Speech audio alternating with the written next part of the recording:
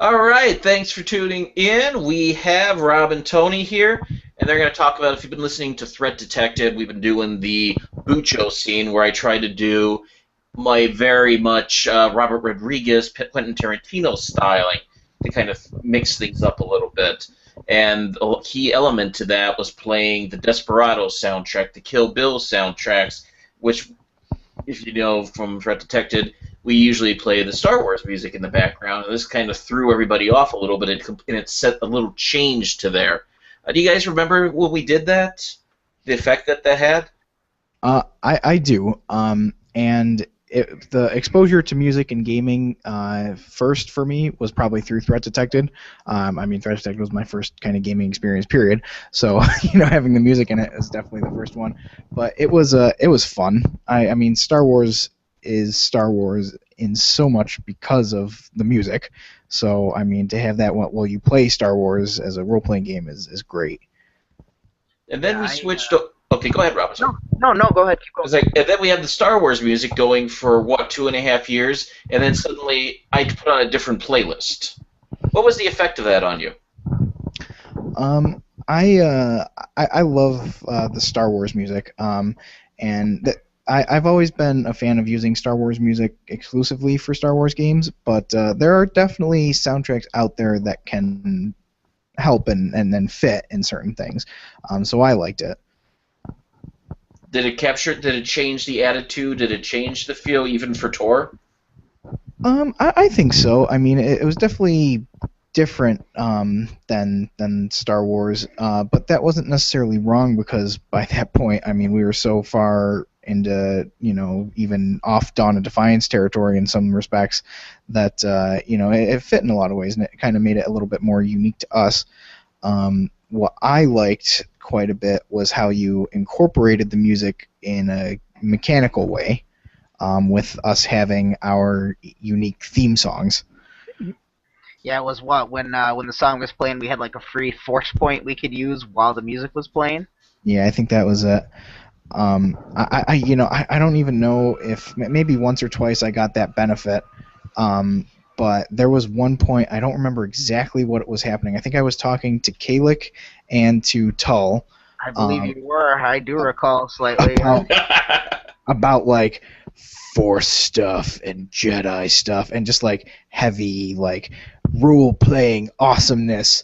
And all of a sudden I stopped, and wherever it happens in the show, I'm sure it'll pop up on the podcast. I go, is that my song playing? Because Tor's theme song was Yoda's theme, like that Empire Strikes Back stuff. And it was just the moment was solidified into this great Star Wars moment of Tor imparting this Jedi wisdom and this apocalyptic there are no Jedi Empire type of stuff going on. So that was great. Absolutely. And also, the odds are not high that the song was going to come on. I looked at that playlist lately. There's like 600 tracks in there that it was shuffling through. So it was a thing of the force for your song to come up at that time, and with that many players, for you to actually be up to have a turn to be able to spend a force. Yeah, it was something else. That one in particular stands out, but just having the music as a background was great. And for me, it really inspired me to start using music. Order 66 podcast had done a whole episode about it that I had listened to as well, and it really got me thinking, and it's definitely come into play quite a bit in our games as well. So how have you used music in Dresden Files and other games? How have you used that? Star Wars is Star Wars, Right. but it's a little bit, you get a lot more free reign of creating the feel for going into Dresden and other things. What have you done? Yeah, well, it's interesting. Go ahead, Rob. No, I just was thinking about what you've done to me with music and Dresden It's Files. true. Our music in our games, in our home games, has definitely had a very big evolution. It's Um, I think it started with Tony's Star Wars campaign that he ran. where you were just doing Star Wars music, and we played it, and it was great. It was Star Wars, and that's about as far as it went. Yeah, I mean, the big thing for that was I was making playlists for each game specifically using just Star Wars music but tailored to that session. So, I had a passive soundtrack where I was like, well, they're going on this planet or this place, and I want it to feel this way, so I'd pick certain songs. And then same thing with, battle soundtracks and stuff, too. But that's kind of the extent of it for that. When during Thrones at certain points, I remember we played it was like Guitar Hero or a Rock Band one night. Rock Band. And we just started making fun of the songs, kind of changing lyrics to make them Game of Thrones theme, just because we were in a Thrones mood. We played every Sunday, and we just were in that mood, and we got to Leonard Skinner's Simple Man, and we didn't have to change anything because the song was the perfect song for Tony's character, Toten. It perfectly. It was a Toten song, and we were listening to it, playing it on Rock Band. We were like, "This is incredible." And then ever after that was his theme song. Yeah, and then we had a section where Josh's character was in Essos halfway across the world and doing this teaching kind of montage telling Daenerys all about Westeros and stuff, and the Jackson 5 ABC we played, and we're just it was just great. It was kind of funny, and we just got this great visual of his character bombing around Essos, teaching Danny about all sorts of things, and just having a good old time. And if anyone's ever seen Clerks 2, they play that song. There's this huge dance number and all that stuff, and we were just making fun of it with oh, this character's doing this thing from that scene, blah blah, and it was great. Doing the Randall. So there were definitely a lot of things that we had in that game that were just kind of out of game songs that related to characters. I don't think we played any music in game. It was definitely out of character, kind of tongue in cheek for us, fun stuff. But it wasn't anything we played during a game at that point. Yeah, the only thing that happened during a game music-wise was the drinking song that happened a couple times, but that was definitely very Thrones related. But then we moved on to our Dresden Files campaign, the Buffalo Files, and that's where things got serious. Where I only used a few songs. We played most of our sessions just straight through, dry and everything. But I think Rob at a couple points have been like, oh, I listened to this song. I think it's definitely a Connie song or something like that. There was definitely a moment where I would get new albums, or I would just listen to old music, and I had Buffalo Files, Dresden Files on my mind because that's what we were playing, every week or two. And I'd be like, oh man, this is a song for Connie, my character, and I was like, this is her and stuff, and that's where a lot of Tom Petty stuff kind of came in for her, that was appropriate, and Josh started kind of doing the same thing where he'd listen to Johnny Cash and Metallica, older AC/DC and stuff for Desmond. It was kind of easier too because we're playing in a modern setting where this music exists.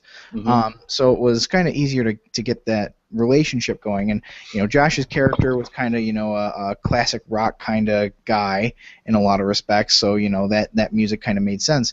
But what happened was I talked with Josh and I decided I was going to kill his character off. And I discussed it with him. I was like, I think it's, we're going to get Rob, punch him right in the feels because we're going to pay him back for all that bullshit that he's always done to us. And it'll be great. And you'll come back and stuff and, just trust me and it'll be great. So he goes, okay. So I had found this song just by happenstance. And I was like, this is so great and just amazing. And it's a great song for a funeral song or just this ode to Josh's character Desmond, and played through the session, killed him off. Rob was like, it's so bad. But he kills Desmond and then Connie's bombing around and it sucked. And then he's like, oh, Josh, maybe you'll play this NPC character, our cool bro Jason. And I'm just like, what do you mean? Is he going to play him forever? And they're over there just laughing at me like, maybe, Rob, I don't know. Yeah, we were trying to keep it together so much and everything. But we get to the end of the session, and I was like, well, there's only one thing left to do, and it's plan Desmond's funeral. So we kind of went through this whole scene, and I'd had my laptop just off to the side, for the whole session. And I said at one point that Desmond's brother, gets up there and he's like, Desmond sang this song at our dad's funeral, and someone should sing it for him too. And I just turned around the laptop and I played a song called "The Parting Glass" by Ed Sheeran, which is just a bonus track off his Plus CD. And there, it was like Niagara Falls. Rob was boohooing like a motherfucker, and it was great. I was like, I have enacted the feels, and it was this moment of just emotion that could only have been brought about by music. Yeah, I mean, I cried like an absolute. I bawled my eyes out like a little kid at the movie theater who sees like the hero get beat and they just can't keep it in anymore. But I remember like I was on the cusp of like, man, this sucks, and Desmond, and just unsure, and I we'd been with those characters for a long time at that point, like 10 8-hour sessions or whatever that we did at that point. And I loved Connie and Desmond, and I was just right there on the edge kind of the whole session. And then he started playing that song, and it was just so perfect. And music can move us emotionally in ways that nothing else really can. And I just lost it. I like had to turn away, and I was crying. It was like being at a movie, and you just see a beautiful moment or a sad moment, and you just can't help yourself. And I called Tony a bastard ever since. Yeah, and then just after that, I had kind of a post-credits sort of scene where Desmond woke up in basically the afterlife, the spirit world, whatever, and he saw someone that had been dead for years. It was Connie's ex-husband, or her dead husband, and I played a Johnny Cash song, "Ain't No Grave," because Josh had definitely suggested that. He's like, I think this is a total Desmond song, like when he's dead and stuff. And it just kind of like, it was that very cinematic, like you hit the last scene, boom, credits, and that music is playing, and it rounded out our session. And then I think besides that, in Dresden Files, I had one moment where Josh, his character, came to save the day, and he got in his awesome car, his GTO, and I played Back in Black because it was the first. He had just come off of like the severe PTSD after being brought back from the dead and this whole horrible ideal, and it was the first time he like picked up his arms again because he was going to rescue Connie, and I was like, Back in Black. I played it on just on my phone and stuff, and it was a great kind of that hero moment and stuff. And then the last thing I did was at the very end of the campaign. I made a whole end credit sequence. You know how like in those older kind of maybe like 80s movies where you see so and so went on to become this thing, and this person we never saw him again. I totally did that. We had throughout the campaign we'd been like, this actor would totally play this character and stuff. And Rob had even got some custom art done for Connie and Desmond. So I made this whole end credits thing where I was like, this, that, and the other. This guy went on to do this, and the very last scene, I was like, it's years later. Everything they had wanted came to fruition. They had kids, but they were still kind of fighting the good fight. And they went to go. They got a call on the phone, and I just did it total narration. There wasn't anything by them. I'd had it all planned. And I got to a certain part where they turned around a corner, and there was a monster there, and they get out of the car, and Queen's, oh my God, I'm blanking on the song, Robert. What is it? I'm also blanking on it Oh too. my God. I have it on my iPod. Tonight there's gonna be yourself a real good time. We'll find it. It's that's the beginning of it. Don't Stop Me Now. Yes. That's the one. Woo! Had a moment. So I played that, and it led right into the credits. And I had this whole thing, and it was just that, uplifting, because I wanted the end of the game to be uplifting and fun and all that stuff. And it was a great song for them about, we got what we wanted, it's the end, but we're still going strong. and I kind of faded that into Buffalo Soldier, which we had kind of joked about as the was the overall theme for Buffalo Files. makes sense. And it was just it was a great way to end the campaign. And that was kind of the extent of the music. It was like 4 songs. There might have been one other random thing in there at some point. I have a lot of great memories from Buffalo Files, but the music just it really just adds like an exclamation point to certain scenes, and I just remember them so much more vividly than other things. And music's not something that you should use maybe in every campaign, or maybe not even in most campaigns, but the right song in the right moment can just be amazing. I mean, you watch any movie, and sometimes it's the soundtrack that just brings everything together. Guardians of the Galaxy, I mean, that whole soundtrack, that 80s feel, just all of it is just so perfect for that movie. And if it weren't for those songs, that movie would not be nearly half as good, probably. And role-playing's a much different beast, but used appropriately, music can be such a powerful tool in your arsenal. And it was very interesting because that Buffalo Files music experience really got Rob going for our current campaign, which is World of Darkness Vampire the Requiem. And the music has been here. What's the playlist at? 50 songs? 50 songs. I've like Scorsese'd the shit out of Vampire, where I'm like, I'm gonna have. I basically sat down and I listened through hundreds of hours of music just on YouTube and in my collection, and I would just pick out songs that were either just great songs or songs that I was like, this is a great vampire song. This says what vampire feels to me and what I want to convey, and just all kinds of stuff. I mean, there's like classical music that I picked. There's like cheesy 50s songs. There's really deep modern stuff. I mean, the playlist is like 50 songs now. Have you seen the movie Only Lovers Stay Alive? I have not. It is Tilda Swinton and Tom Hiddleston as a pair of vampires in the modern age that are trying to do their own thing to survive. And Tom Hiddleston plays a serious musician who's amazing and is trying not to have his stuff be leaked out, but it does, and fans keep showing up in the middle, and I've always tried to keep a low profile. I highly recommend it for you, for both vampires and use of music in that kind of story. Yeah, we'll have to check that out. Yeah. But the other thing regarding that too was Rob also reached out to Josh and myself to say, hey, what is some music that you think might relate to your character, or for different situations? And I remember I sent Rob. If you've ever seen the show Being Human, it's about a vampire, werewolf, and a ghost that are living in a house together, and it's great. You should watch it. The American version. I can't speak to the British version.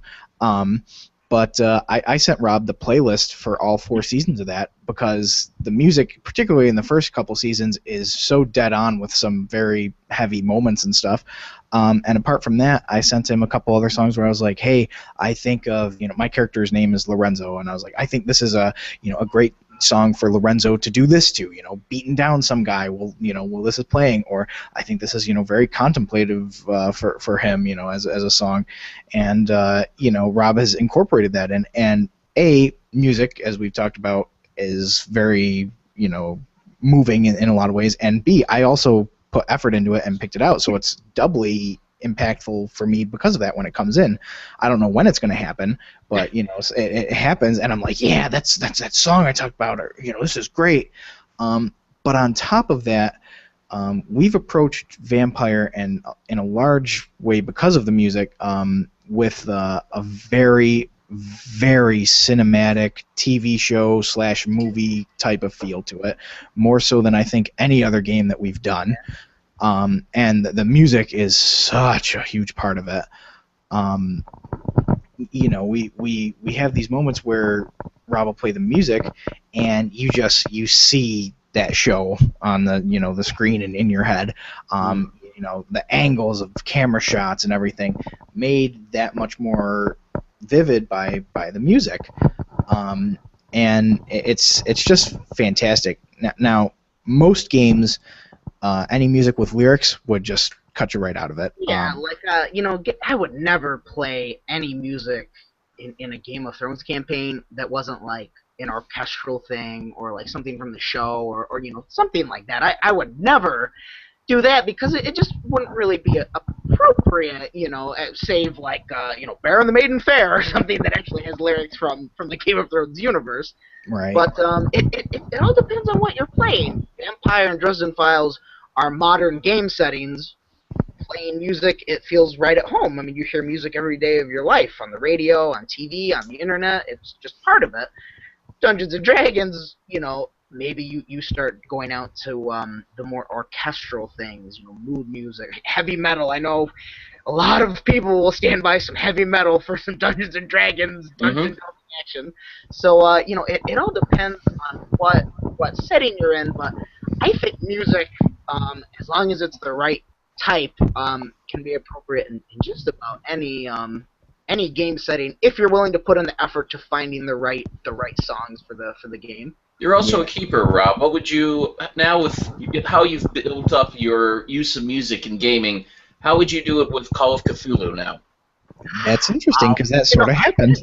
I did. We finished our Call of Cthulhu. We'd been playing Call of Cthulhu for a long time, but we didn't have a lot of sessions, meaning we would play a session and it'd be like half a year before we played another one. But it was still a continuous kind of timeline story. It was kind of a mini campaign, just spread out over a long time. Yeah, and I think we finished it right before we started Vampire. So yes. That we get it out of the way. And we did two sessions, I think, to finish it out.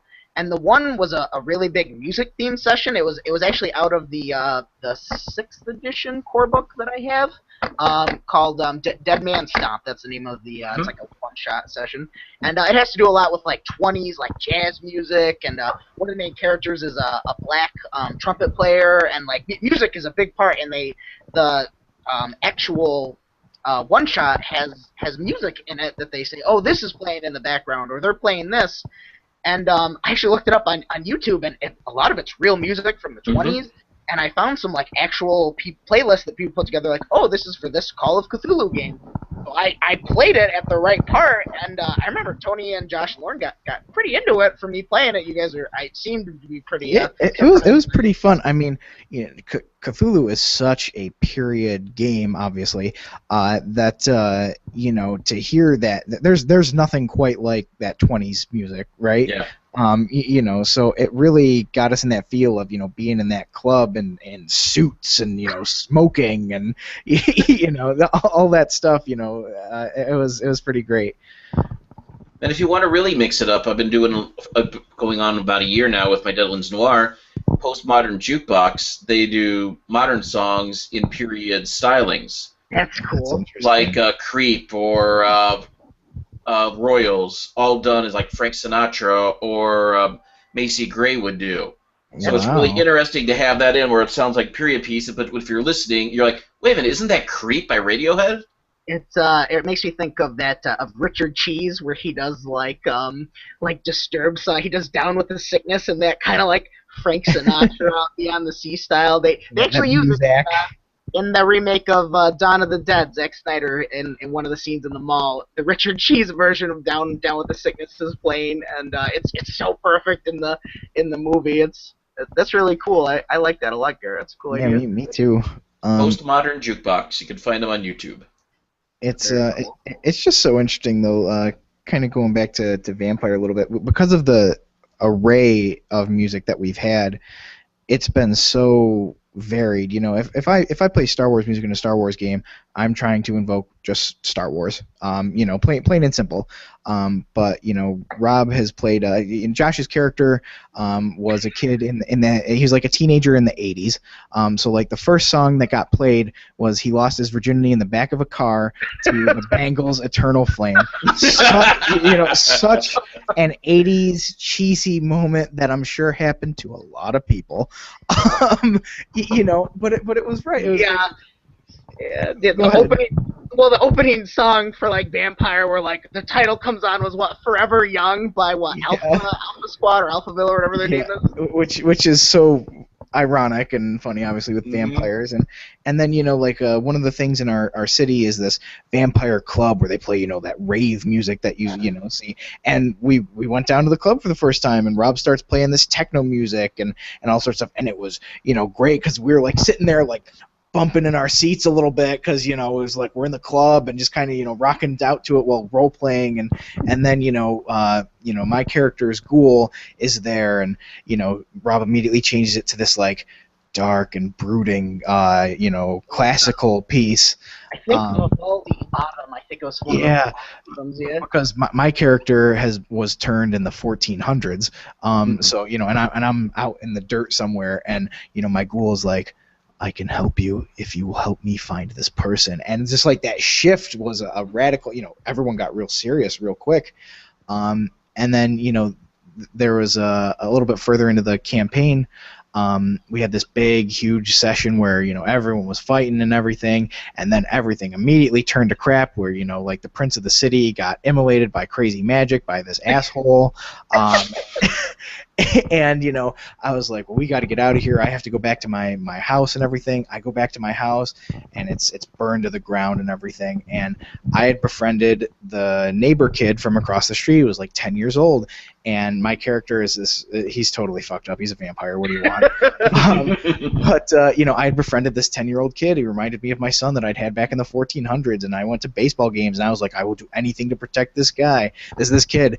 And I looked across the street, and there was like written in blood on the door, all these words. And Rob starts playing this music, this haunting music that from the Being Human playlist, and it was crushing, just so soul crushing. As I went into the house, and I can see it so vividly. It's like I watched a movie, of my character pushing open the front door and seeing like the kid's father, dead on the ground, clearly trying to have defended his family with a gun close by, and the rest of his family brutalized and stuff in the other room, and my character looking up the stairs and seeing the door ajar and running up there and finding my friend, this kid, just torn apart and murdered. And it was fantastic. And then after that he played a different song that kind of ended out that episode, so to speak, or that in our series, in our mind. And I told Rob right in the middle, I was like, this is the end of an episode, and I can see it in my head. And I described for him what was happening. I'm like, the ghoul is sitting by the door with a shotgun in his hands, just waiting for someone to come in, scared out of his mind. And my character is waiting to die, and Josh's character is just like, what is happening? And it's so great, and it's so evocative. But on that same vein, I would not do that for other games because I don't think it would be appropriate. But where it is, it can do so much to just get things out of your players that nothing else can.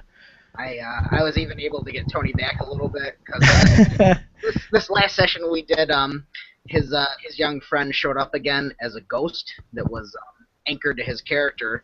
Not because the kid had any business necessarily, but he was worried about Lorenzo, Tony's character, and wanted to make sure that Mr. B was okay and stuff. And they had a really touching scene, and basically Lorenzo was like, I'm gonna try my best to not be a monster for you, Kenny. And that was kind of enough for Kenny to move on, and then I played an Ed Sheeran song and made Tony cry, so I got That happened. It happened. There's so much to be. There's a reason why music exists and why people have such strong feelings about it. It's because it can do things to people that nothing else can. So when you see an opportunity to use it in your games, there's no reason not to. If you want to get, even something as simple as that heart pounding, excitement of playing the Star Wars theme when TIE fighters swoop in to attack you, that is something that will get your players excited. Or if you want to make them cry because they just lost an ally, you can do that too. It's all there. It's just there's so many possibilities. Damn it! Now I got to put together a playlist for my game this weekend. Yeah, it's good stuff, I tell you. It's funny, in our Cyberpunk game, we were doing a Netrunner game, just sort of for fun, real, kind of weird pretzels version.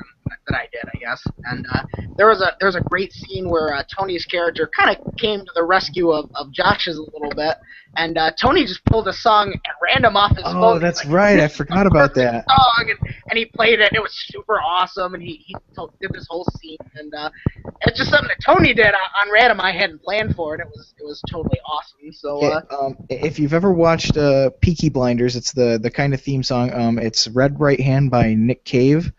And it's just this kind of like, kind of process, like doon doon ding doon doon ding, kind of like prowling cool music. And I was like, well, Josh's character is in trouble. I'm saddling up the horses and going to get him, essentially, and I stalked into like an airport all cool and full of myself, and I played that song, and I was like, this is amazing. I'll say for any GM that wants to use music, it's definitely something that if you're gonna do it, you should do it correctly. You should do it right. And it may take, several hours of your time of listening through a lot of stuff that's not right or that won't fit, or, putting together a list of songs that maybe aren't right now, but will be right someday. I have a list of probably about 30 songs when we started Vampire, and I've added and removed to it as things have gone on. But there were songs I put on that I just really liked, but I didn't have a scene in my head for it. And then we played for several sessions, and certain NPCs developed themselves more, and certain relationships developed themselves. And hey, bam, that song found a spot, and I played that song at the right spot. A big part of Vampire, Tony's character and one of the religious vampires had this huge feud, and basically right when they went to have the final showdown with each other, I played Johnny Cash's God's Gonna Cut You Down. Nice. That I had not planned at all. I just heard it on my own MP3 to work one day after a session, like before the session where they were going to show down, and I was like, this is perfect. Like, for me at least, I have to play this when it happens because it's so perfect. And, inspiration will jump up and bite you like a snake more often than not when it comes to gaming, I think. Yeah. Even with just what I did for my Star Wars game, I would spend, a few hours before each session just making my playlist, and it was exclusively Star Wars music. And I would just do it because I'm like, they're going to go here, and, I want this feel, and then they're going to go to this place, and I want this music to be playing because I want to, have that sort of thing going. And it took time, but, I got a lot of enjoyment out of that just for me personally on the GM side. And, at the very least, my players got to listen to Star Wars music during a Star Wars game. I personally enjoyed every second of putting together, like, the playlist and the music for Vampire so far, and, it's like in a lot of things in gaming, it's a lot of hard work, but it doesn't feel like work when you're doing it because it's fun and it's something you care about and something you want to do. If it ever feels like work or that it's too much trouble, then don't do it. You're supposed to be having fun too, and don't push yourself and think you have to use music because some guys on the internet say. And it's great. I highly recommend it, but do what's right for you. But even just that one song for a campaign in the right place can just bring everything together. Sometimes it's music. How about con games? Would you recommend it for people to do a one or two pieces, or even a playlist for a convention game? I think for background music, I would. Yeah, I mean, like playing Star Wars music if you're running a Star Wars game is a no-brainer. I think it's great. For like Lord of the Hives, you have that whole playlist that goes, and I like it quite a bit. I don't think I've ever got the chance to speak to any of our players about it. It's never really come up in the aftermath of how amazing the other parts of the game are. But I enjoy the hell out of having that playlist, just for the battle sounds and that sort of thing. The explosions when it all starts is my favorite part. I think that the nature of con games being so unpredictable, anything that kind of goes beyond that is going to be tricky. Now, if you have it hardwired into a certain part of a story that is going to happen, period, end of story, no matter what, then maybe. But apart from that, I mean, how many times you played a con game where the person's just like, I'm going to take a complete left turn and jump off the building, you know? That gave me an interesting thought. I ran the Thing quite a few times with Call of Cthulhu, and it's always kind of different every time that you play. But boy, that John Carpenter soundtrack is so evocative for that movie, Right. and it's so great that that made me think playing that would be really interesting Yeah, for that'd be a con game. Just that doo-doo. Yeah, that real heavy, like, ugh. Yeah, that's interesting. Or like if you were gonna do like that Call of Cthulhu one shot for a con, having that 20s music would be great. I think Yeah. it's all if you have the material to do it, and depends on how the con's set up. If it's a wide open area, it's probably louder and probably harder to do. Yeah. If you have separate rooms, then you can get away with that a lot. And you can play it off your iPod, your tablet, your whatever. Yeah, I mean, it could be as simple as your phone or something. If you have it just for a little thing, it could be as extravagant as a whole speaker setup if you want. I mean, just bringing like your iPod with one of those little speaker docks is all that I ever did with Star Wars and stuff. So it can be as much as you want to put into it. It'll all work. Like I play all the vampire stuff off of my laptop, but it's just the four of us, and Lauren's around, so it's not too bad. We hear pretty good, or at least I hope so. Yeah. And the last thing I want to talk to you guys about, I want to share with you a message from a gamer who's not an experienced game master by any means. And he says, so this weekend, in an effort to promote the One Ring, I drove to both the big game stores I know in Kansas City, and I wanted to see if they carried any of the books or if they had knowledge of the game.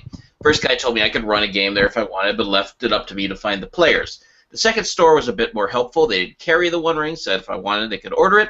I explained I wanted to promote it and wondered if I could host a game. Well, they're hosting a citywide RPG convention 2 weeks and said I could run as many games as I wanted. So now I'm going to do just that. Fortunately, I'm slightly terrified, having only played online, and would consider myself a novice RPGer at best. I couldn't tell the difference between D&D, Pathfinder, or Numenera to save my life. So any of you guys more experienced at this want to give me some advice? So guys, what's your experience here? What's your experience with trying to take these games to the public, getting them out of the house, getting these games that you love in front of people? What would you recommend for him?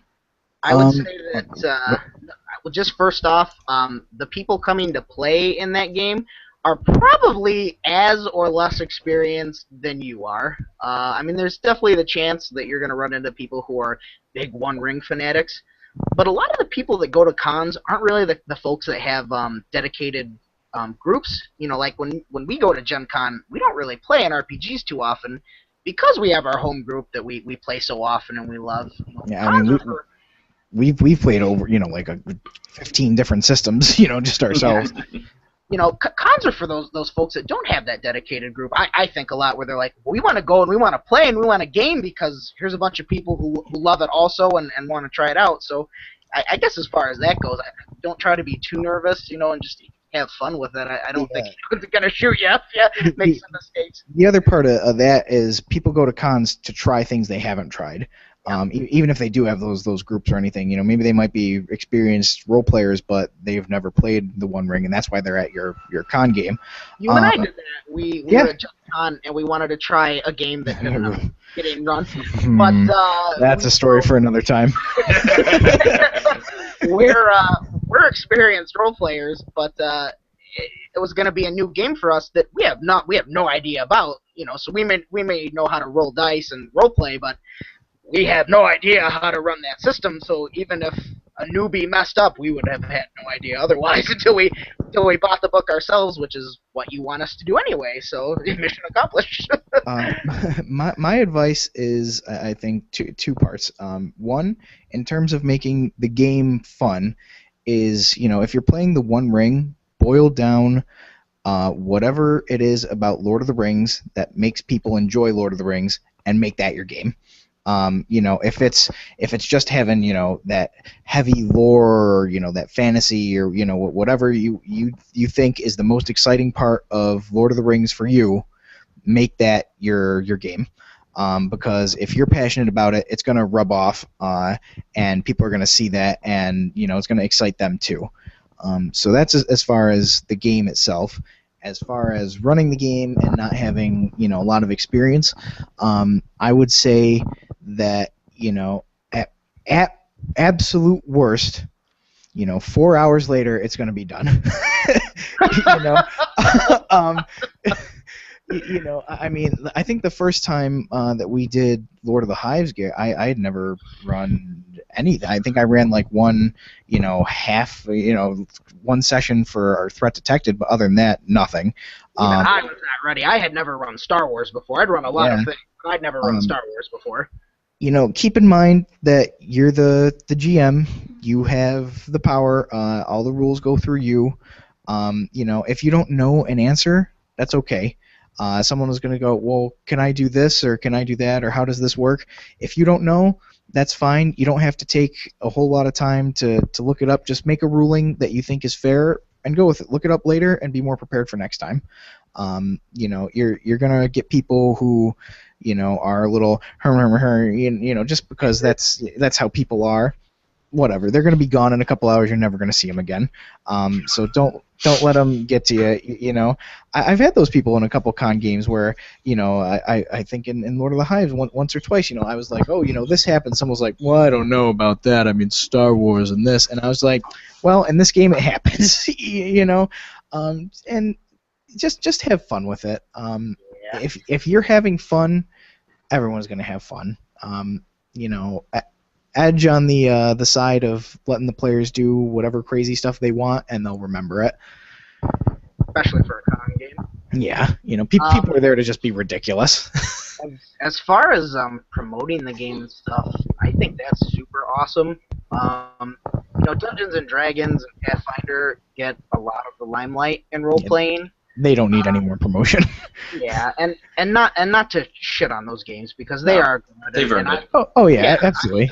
I played them. I enjoy them. I do think they're good. But there's a lot of other stuff out there that maybe isn't better, but would probably be better for certain people that they don't even know exist.